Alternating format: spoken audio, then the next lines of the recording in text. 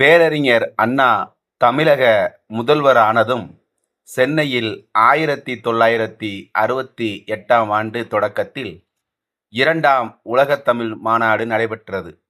அப்போது சென்னையில் மையப்பகுதியான அண்ணா சாலையில் அப்போது மவுண்ட் ரோட் இந்த இந்து தமிழ் நாளிதழ் அலுவலகம் எதிரே கையை உயர்த்தபடி கம்பீரமாக நிற்கும் அண்ணாவின் சிலையை தனது சொந்த செலவில் எம்ஜிஆர் நிறுவினார்.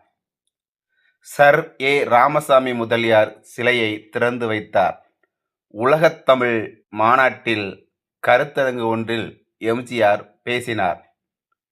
கவிதை பற்றிய நயமான விளக்கமளித்தார். அழகும் உள்ளத்து உணர்ச்சியும் சேர்ந்ததுதான் கவிதை என்று கூறினார். கூடியிருந்த மக்கள் கரகோஷம் எழுப்பினர். பின்னர் அண்ணா பேச வந்தார். எம்ஜிஆருக்கே குருவாயிற்றே, கேட்க வேண்டுமா?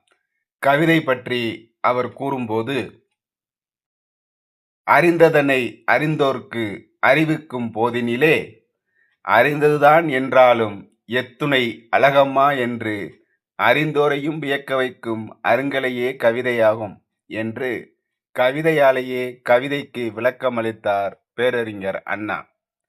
மக்களின் கரகோஷம் அடங்க வெகுநேரம் ஆயிற்று.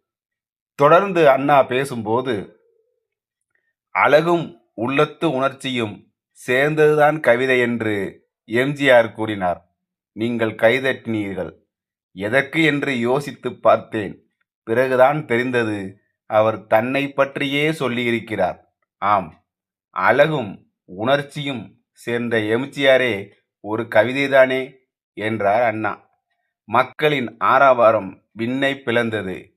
இதயக்கனியின் ஈர்ப்பு ரகசியம் அறிந்தவர் அண்ணா அல்லவா?